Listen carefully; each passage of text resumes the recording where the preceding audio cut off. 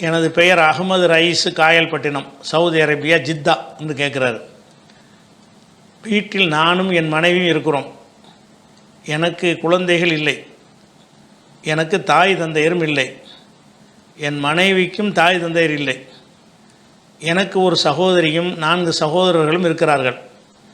எனது மனைவிக்கு 2 சகோதரிகள் இருக்கிறார்கள். அதில் ஒரு சகோதரி மரணித்து விட்டார். இப்போது கேள்வி என்னவென்றால், எனது சம்பாத்தியத்தில் வாங்கிய சொத்துக்கள் எனக்கு இருக்கிறது. எங்கள் இருவரின் மரணத்திற்கு பிறகு இந்த சொத்துக்கள் இஸ்லாமிய சரிய சட்டப்படி யாருக்கெல்லாம் சேரும்? பதில் சொல்லணும்னு கேட்குறாரு. அதாவது இவருக்கும் பிள்ளை குட்டி இல்லை, அவங்களுக்கும் பிள்ளை குட்டி இல்லை, இவங்களுக்கும் தாய் தந்தை இல்லை, அவங்களுக்கும் தாய் தந்தை இல்லை. இருக்கிறதுலாம் யார் இருக்கிறாங்க? இவர் தரப்பில் யார் இருக்கிறாங்களாம்? அதாவது எனக்கு ஒரு சகோதரி, 4 சகோதரர்கள். இந்த ஆண் கேள்வி கேட்குறாருல, அந்த ஆண், அவருக்கு ஒரு சகோதரி இருக்கிறாங்க, 4 சகோதரர்கள் இருக்கிறாங்க. இதை தவிர யாருமே இல்லைன்னு சொல்கிறார். இப்போ எங்களுடைய சொத்தை எப்படி பங்கு வைக்கிறேன்னு கேட்குறாங்க. சொத்து பங்கு என்பது இண்டிவிஜுவலாக தனித்தனியாக தான் கேட்கணும்.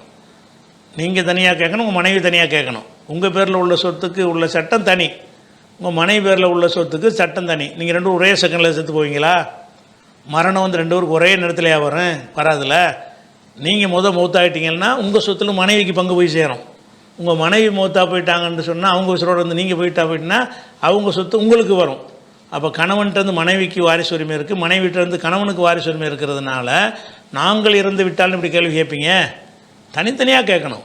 முதல்ல கணவர் உங்களை எடுத்துக்கிறோம். நீங்கள் இருக்கிறீங்க.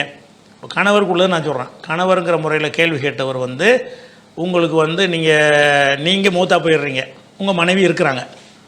இப்படி இருந்தார்களே ஆனால் உங்கள் சொத்தை மனைவிக்கு என்ன செய்யணும்னு கேட்டால் அதாவது மனைவிக்கு 8ல் 1 கொடுக்கணும். பொதுவாக மனைவிக்கு என்ன செய்யணும்? 8ல் 1 கொடுக்கணும். என்ன மனைவிக்கு 4ல் 1 கொடுக்கணும். ஏன்னா பிள்ளை இல்லை, அவங்களுக்கும் பிள்ளை இல்லை, உங்களுக்கும் பிள்ளை இல்லை. மனைவிக்கு 4ல் 1 கொடுக்கணும். மீதி உள்ள 3 தான் இருக்குது. அந்த 3 தான் என்ன செய்யணும்? நீங்கள் இவங்களுக்கெல்லாம் பங்கு வச்சுக்கணும். அப்படி பண்ணுவதாக இருந்தால் உங்கள் சொத்தை 12 பாகமாக ஆக்கணும். உங்கள் சொத்தை 12 பாகமாக ஆக்கி அதை நீங்கள் மூத்தா போயிடுறீங்க, உங்கள் மனைவி ஹயாத்தோடு இருப்பாங்க. அந்த 12ல் காவாசி எவ்வளவு? 3 மனைவிக்கு சேர்ந்துடும். 12ல் 9 இருக்கும்ல, அந்த 9 என்ன செய்யணும்னு கேட்டால் 4 சகோதரர்களுக்கும் ஆளுக்கு 2 வீதம் 8 கொடுத்துடணும்.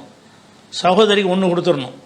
அப்போ உங்கள் சகோதரிக்கு 1 போயிடும், உங்கள் சகோதரன்மார்களுக்கு ஆளுக்கு 2 வீதம் 8 போயிடும், 9.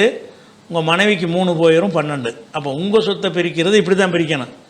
அல்லது நீங்கள் மூத்தா போகிறதுக்கு முன்னாடி உங்கள் மனைவி மூத்தா போய் இருந்தாங்கன்னு வைங்க, அப்போ எப்படி பிரிக்கணும்னு கேட்டால், அதை நீங்கள் மூத்தா போயிட்டீங்க, உங்கள் மனைவி இல்லை, அவங்க 4 சகோதரர்களும் ஒரு சகோதரியும் இருக்கிறாங்கன்னு சொன்னால் மொத்த சொத்தை 9 பங்காக வைக்கணும். 9 பங்காக வச்சு 4 சகோதரர்களுக்கும் ஆளுக்கு 2 கொடுத்துடணும், சகோதரிக்கு 1 கொடுத்துடணும். 9 முடிஞ்சு போச்சு. அப்போ நீங்கள் மூத்தா போனதுக்கு பிறகு, மூத்தா போகும்போது அதுக்கு முன்னாடி உங்கள் மனைவி மூத்தா இருந்தாங்கன்னா அதுக்கு ஒரு சட்டம்.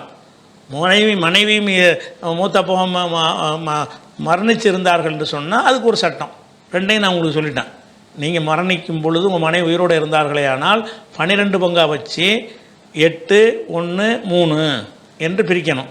உங்கள் மனைவி முன்னாடி உங்களுக்கு முன்னாடி மூத்தா போய் இருந்தாங்கன்னு சொன்னால் 9 பங்காக வச்சு 4 சகோதரர்களுக்கும் தலா 2 வீதம் 8, ஒரு சகோதரிக்கு 1, ஆக மொத்தம் 9. இது உங்களுக்கு உள்ள கணக்கு. உங்கள் பேர்லாம் சொத்து இருந்து அப்படி. உங்கள் மனைவி இறந்துட்டாங்கன்னா மனைவிக்கு என்ன செய்யணும்னு அது தனியாக பார்க்கணும்ல.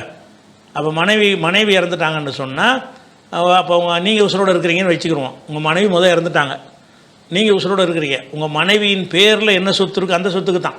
உங்கள் மனைவியின் பேரில் என்ன சொத்து இருக்கோ அந்த சொத்தில் பாதி கணவனுக்கு வந்துடும். மனைவிக்கு உள்ள சொத்தில் பாதி கணவனுக்கு வந்துடும். அது போக ஒரு சகோதரி அவங்களுக்கு இருக்காங்கிறிய, ஒரு சகோதரி மூத்தா போயிட்டாங்கிறிய, ஒரு சகோதரி தான் இருக்கிறாங்க. ஒரு சகோதரி இருந்தாங்கன்னா சகோதரிக்கு பாதி கணவருக்கு பாதின்னு வரும். எப்போ உங்கள் மனைவி மூத்தா போகும்போது கணவராகிய நீங்கள் உசுரோடு இருந்தால் உங்களுக்கு பாதி, அவருடைய சகோதரிக்கு பாதி என்ற வகையில் கணக்கு முடிஞ்சிடும். அதே நேரத்தில் உங்கள் மனைவி மூத்தா போகிறதுக்கு முன்னாடி நீங்கள் மூத்தா போயிருந்தீங்க, உங்கள் மனைவி பேரில் ஒரு சொத்து இருக்குது, நீங்கள் முந்தைய மூத்தா போயிட்டீங்க. இப்போ உங்களுக்கு யார் இருக்கிறா? ஒரு சகோதரி தான் இருக்கிறாங்க, வேறு யாருமே இல்லை என்று சொன்னால் எல்லாம் சகோதரிக்கு போயிடும். பாதி தான் முறைப்படி வரேன், மீதி யாரும் இல்லைங்கிற பட்சத்தில் திருப்பி எல்லாமே அவங்களுக்கு போய் சேர்ந்துடும். அதனால் வந்து இப்படி குறிப்பிட்டு பிரித்து தான் அந்த வாரிசுரிமை கேள்வி என்ன செய்யணும் கேட்கணும்.